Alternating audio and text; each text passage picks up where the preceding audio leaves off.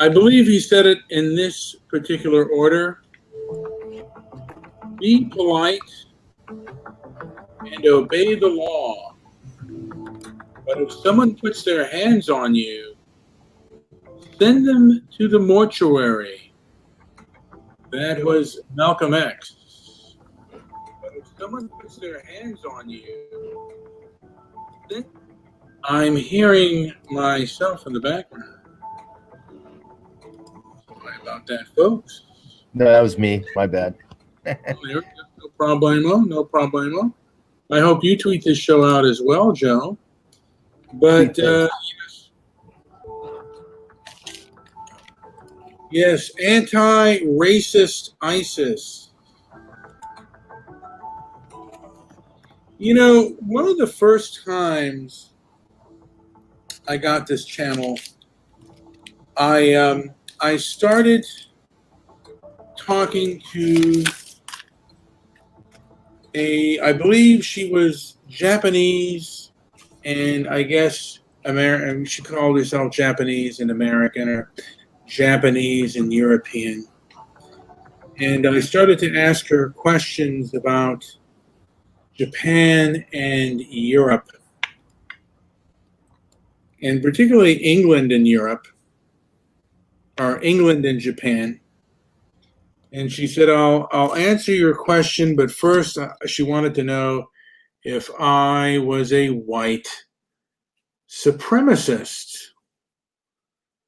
And I found that odd because I didn't believe that anything that I said indicated any kind of white supremacy. I was just curious because Japan does not have the same immigration policy, say, as England does.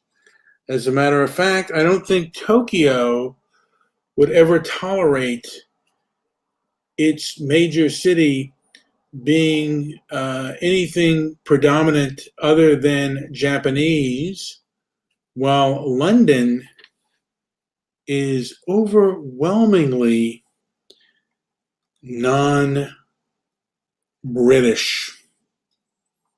And I don't say that England should ever change its ways or be the same as Japan, but I am saying that there is a difference in tolerance, and it seems like what do people of European heritage and European descent get for their tolerance?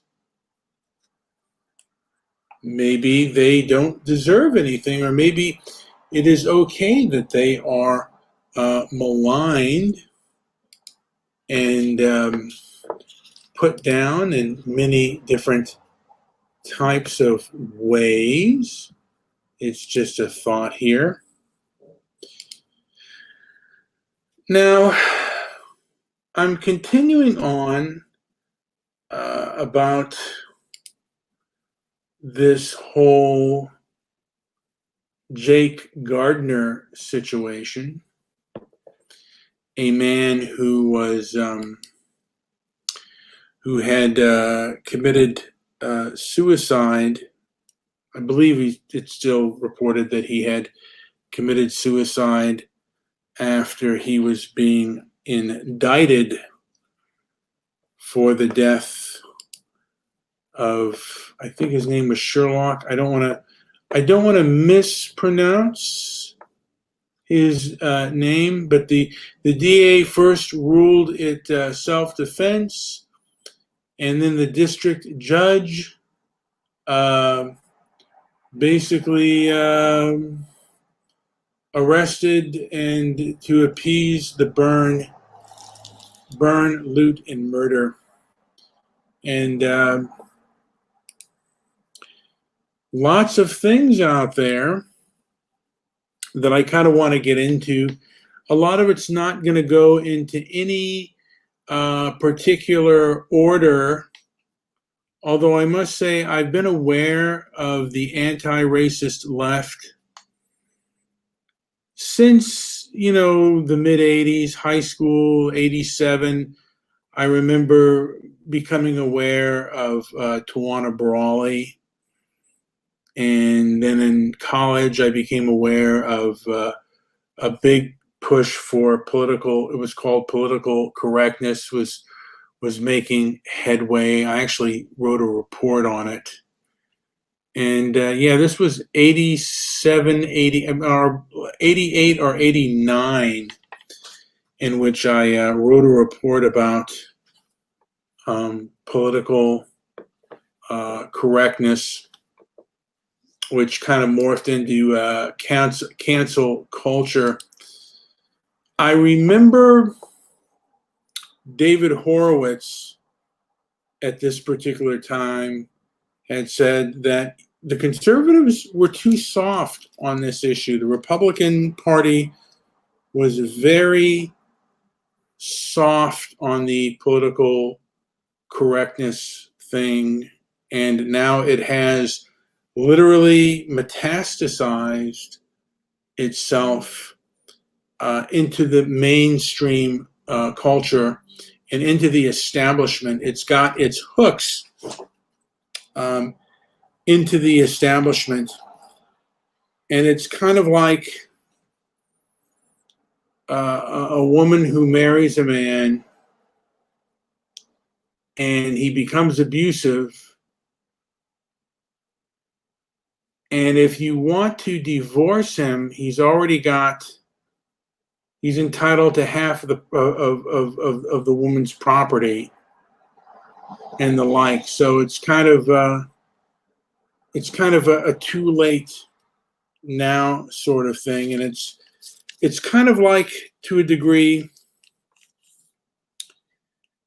having an abusive parent, the kind of parent that tells you, when I jump, you say how high. When I shit, you say how much.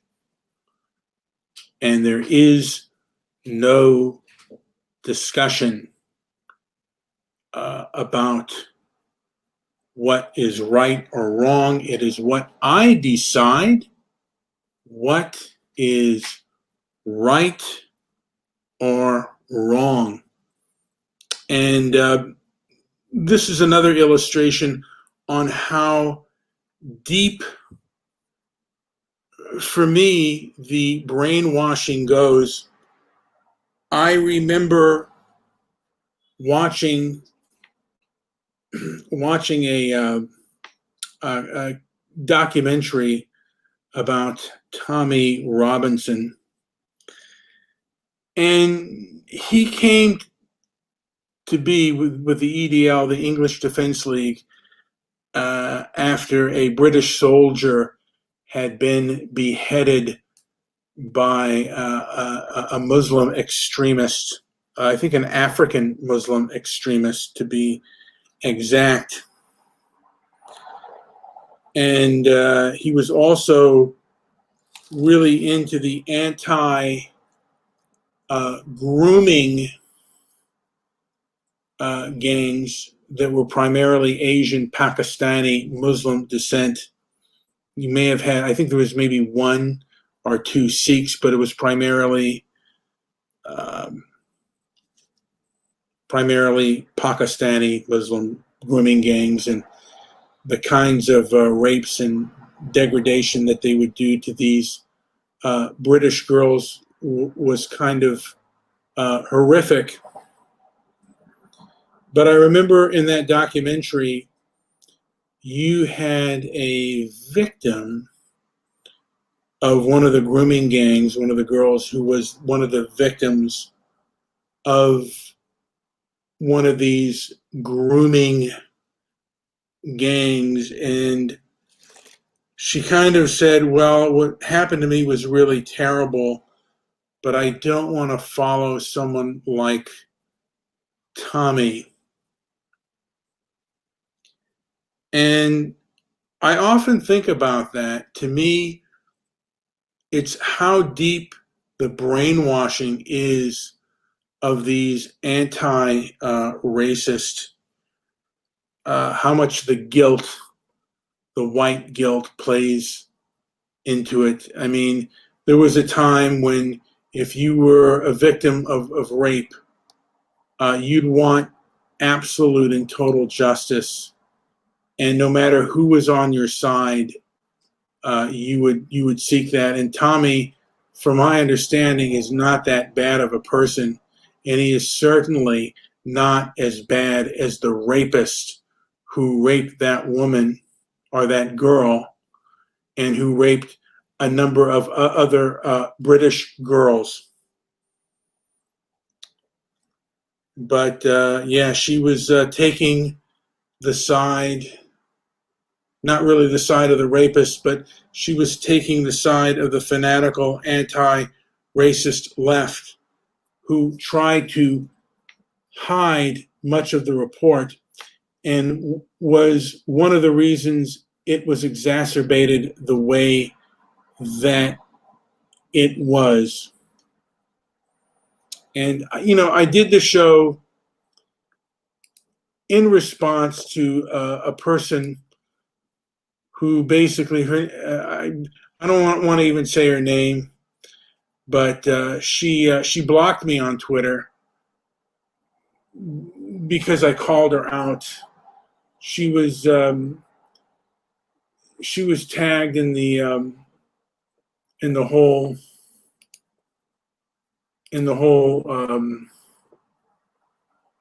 Jake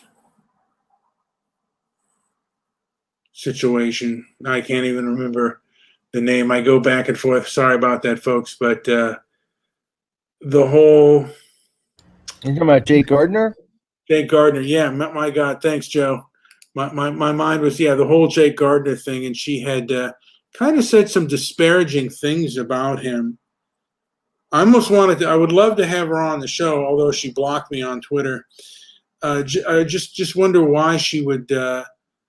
She felt the need to disparage his name and say that I think she said that he had said racist things or the whatnot, and it was really kind of vile what she did to a man who had recently committed suicide. She was basically siding with the people that the people who punched his old man out, his father, and then who was choking him. It seemed like a very much of a clear cut case of self-defense. I want to say, just go into the thing on how they control. One of them is canceling, and they do this because they have the backing of the establishment, which means they control a lot of the purse strings. And I think I have an idea on how this whole thing kind of happened. It's done, from my understanding, it's done through HR departments, and HR departments have a lot of control over businesses. And they also do so through physical threats and physical violence as well. And this is recently we have seen recently how bad this has gotten with a lot of these riots going on. And the mayor, a lot of these big city mayors are basically not punishing a lot of these rioters.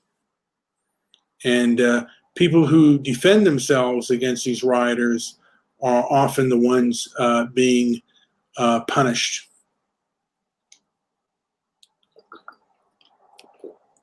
I was going to go into how different ethnic groups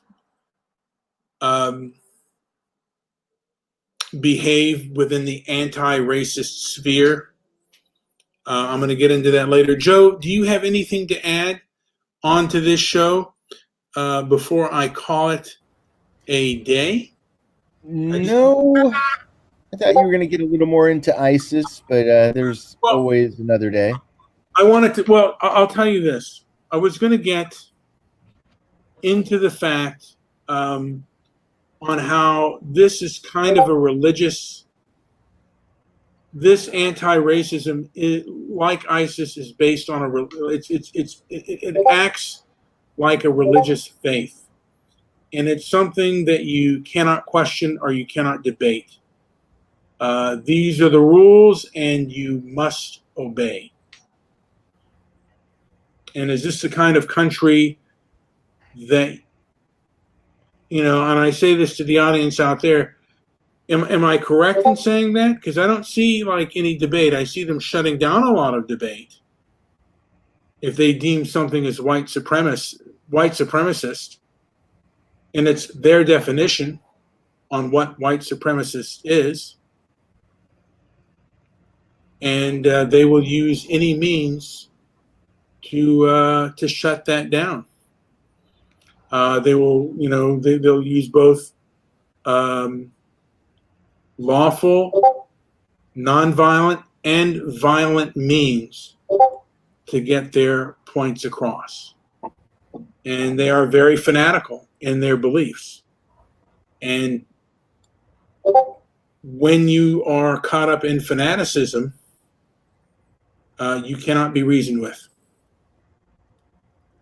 And that used to be, a lot of civil rights groups used to be against fanaticism. Now they seem to be taking the side of the fanatics. So anyway, Joe, that's all I have to say about that for now. I'm going to continue on this and just continue on the rabbit hole of anti-racist ISIS, the different ethnic groups. Like I said, the different ethnic groups, the Asian anti-racist, they have a little spin. Blacks have, a spin on that. Latinos have a spin on that. Whites also have a spin on that, and also the different types of socioeconomic slice as well. I was going to go into some of that a little bit later when I have more time to do research, but I have pinpointed certain things of economic, how different racial groups behave with regards to anti-racism. But I'll go into that a little bit later. Anything else to add, Joe? No, I think we're good. I'm good. All right. So, hey, guys, like and subscribe. And please leave a comment down below if you like it. Say you like it. If you don't like it and disagree with it, tell me why you disagree. All right. Thanks for listening, and that'll do it.